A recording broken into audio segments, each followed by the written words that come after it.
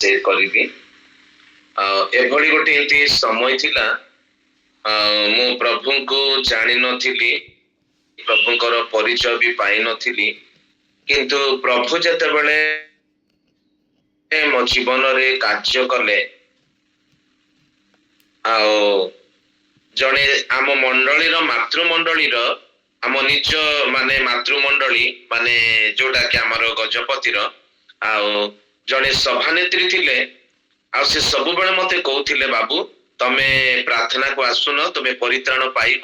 ଆଉ ପବିତ୍ର ଆତ୍ମା ପାଇବ, ଆସ। ହେଲେ ମୁଁ ତାଙ୍କ କଥାକୁ ଉପେକ୍ଷା କରୁଥିଲି ଆଉ ତାଙ୍କ କଥାରେ ଏତେ ମନୋଯୋଗ ଦେଉନଥିଲି, କିନ୍ତୁ ପ୍ରଭୁ ଯେତେବେଳେ ମାନେ ଯାହାକୁ ଧରନ୍ତି, ଆହ୍ୱାନ କରନ୍ତି, ନିଶ୍ଚିତ ଭାବରେ ସେ ଯିବ। କିନ୍ତୁ ସେ ବହୁତ ଥର ମତେ ଡାକିଛନ୍ତି, ମୁଁ ଯାଉନଥିଲି, କିନ୍ତୁ ପ୍ରଭୁ ଯେତେବେଳେ ମତେ ଦିନେ ଡାକିଲେ ଆଉ ମୁଁ ବି ଗଲି, ଆଉ ଗୋଟିଏ ଘରେ ପ୍ରାର୍ଥନା ହଉଥାଏ, ଆଉ ମୁଁ ସେ ଜାଗାକୁ ଯାଇ ଯେତେବେଳେ ପ୍ରାର୍ଥନାରେ ବସିଲି, ଅନେକ ଲୋକମାନେ ଅନୁତାପ କରି କାନ୍ଦୁଥାନ୍ତି, ପାପ ସ୍ୱୀକାର କରି କାନ୍ଦୁଥାନ୍ତି, ବର୍ଷିପ କରା ହଉଥାଏ, ପ୍ରଭୁଙ୍କର ବାକ୍ୟ ଦିଆ ହଉଥାଏ, ମୁଁ କିଛି ବୁଝି ପାରୁନଥିଲି। କିନ୍ତୁ ମୁଁ ଖ୍ରୀଷ୍ଟିଆନ ପରିବାରରେ ଜନ୍ମ, କିନ୍ତୁ ପ୍ରଭୁଙ୍କର ପରିତ୍ରାଣ କଣ ମୁଁ କିଛି ଜାଣିନଥିଲି। କିନ୍ତୁ ଯେତେବେଳେ ଗୋଟେ ଦିନ ଗଲି, ପଳେଇ ଆସିଲି, ତାପରେ ଆଉ ଗୋଟେ ଦିନ ଗଲି, ଗୋଟେ ସନ୍ଧ୍ୟା ସମୟରେ ଯେତେବେଳେ ମୁଁ ଯାଇକି ସେଠି ବସିଛି, ମୋ ଜୀବନରେ କେମିତି ପବିତ୍ର ଆତ୍ମା ଗୋଟେ ସ୍ପର୍ଶ କଲେ ଆଉ ମତେ ଅନୁତାପ ଦେଲେ। ନିଜର ପାପ ପାଇଁ ମୁଁ ବହୁତ ଅନୁତାପ କରି ବହୁତ ହି କାନ୍ଦିଛି। ତାପରେ ଯେତେ ଜଣ ସେ ପ୍ରାର୍ଥନାର ଗ୍ରୁପରେ ବସିଥିଲେ, ସମସ୍ତେ ନୀରବ ହେଇକି ରହିଗଲେ, ଆଉ ସମସ୍ତେ କଣ ମତେ ଦେଖୁଥାନ୍ତି, ୟାର ଆଜି ପରିତ୍ରାଣ ହେବ, ୟାର ଆଜି ପବିତ୍ର ଆତ୍ମାରେ ପୂର୍ଣ୍ଣ ହେବ, କିନ୍ତୁ ମୁଁ କିଛି ଜାଣିନି। କିନ୍ତୁ ମୁଁ ଏତେ କାନ୍ଦି କାନ୍ଦି ମୋର ଭୁଲଟା, ମୋର ପାପ ମୁଁ ସ୍ୱୀକାର କରିଛି। ତାପରେ ମୁଁ ପୁନର୍ବାର ଫେରି ଆସିଛି,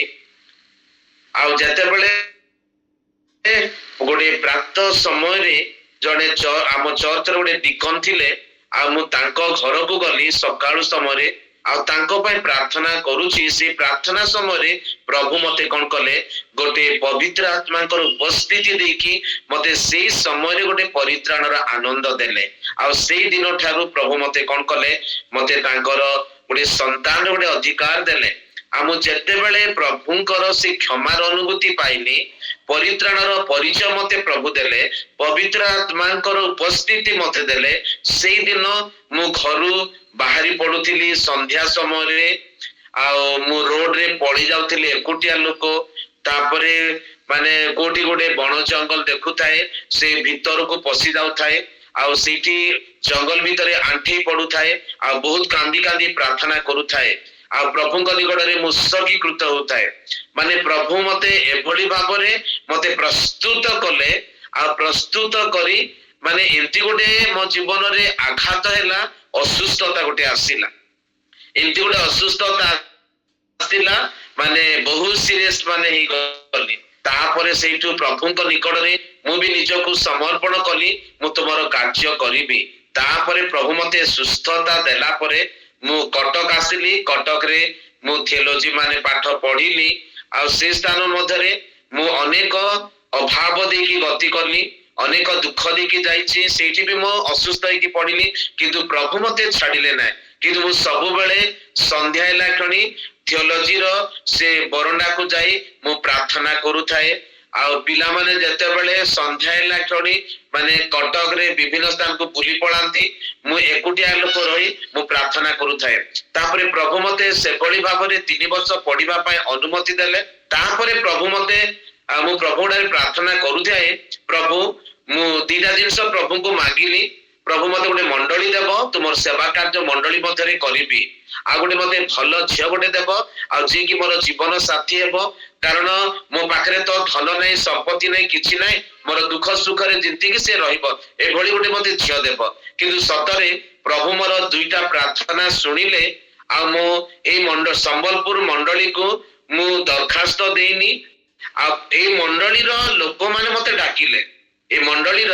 ଆପଣ ମାନେ ଏ ସମ୍ବଲପୁର ମଣ୍ଡଳୀର ଡକ୍ଟର ପ୍ରଦୀପ ବେହେରାକୁ ଜାଣିଥିବେ, ତାପରେ ତାଙ୍କର ସହଧର୍ମଣୀ ମାନେ ଲିନୁ ଦିଦିକୁ ଜାଣିଥିବେ। ଏ ମଣ୍ଡଳୀ ପଠେଇଲେ, ସେମାନେ 2 ଜଣ କଟକ ଆସିଥିଲେ, ଆଉ କଟକର हृदय चंद्र नंद से प्रिंसिपाल सहित कथबार्ता हेले तापरे मते प्रिंसिपाल डाकिले प्रिंसिपाल भी मते बहुत भल पाउथिले मु कटक रे भी भल पढु थाए आ सेते बेले से मते डाकिले संबलपुर आइबो जिवो आ प्रभुंकर सेवा कार्य करिया पाए मु तांको गुडी कथा कहिथिली प्रभुंकर इच्छा हेले सर मु निश्चय जीवी आ प्रभु इच्छा कले आ प्रभु मते संबलपुर मंडली को माने 94 साल माने 94 मे मास 8 तारिख रे आनी की मते संबलपुर मंडली रे रखिले मते प्रभुंकर सेवा कार्यर दायित्व देकी सेही दिन ठारू जेते बाधा विघ्न आसुना कहीं अनेक निंदा ताड़ना समस्या परिस्थिति दुख माने विभिन्न परिस्थिति आसीची किंतु प्रभु मते धैर्य देइछंती आ प्रभु को जो मु मागीची मंडली रहिबा पा ए मंडली रे प्रभु मते रखी आज पर्यंत प्रभु मते कढी आनुछंती अभी मते 32 वर्ष पूर्ण होई 33 वर्ष चालीची मंडली रे सेवा कार्य रे एटा ईश्वरंकर गोटे अनुग्रह अनेक समय अनेक लोक मान को देखे माने लोक माने मंडली छाड़ी दियंती अनुष्ठान छाड़ी दियंती संस्था छाड़ी दियंती लोक माने दरमा को देखंती माने एठी कम दरमा आ बाहर बेसी दरमा एमती देखंती किंतु प्रभु मते एते अनुग्रह कले जे एई मंडली मध्य रे मोर स्वल्प हेले मध्य कढी कढी कढी आज पर्यंत प्रभु मते कढी के आनी छंती एहा गोटे ईश्वरंकर अनुग्रह तेणु करी मु प्रभु निकट में विशेष धन्यवाद दिए आई मंडली मध्य रही सेवा कार्य करू करू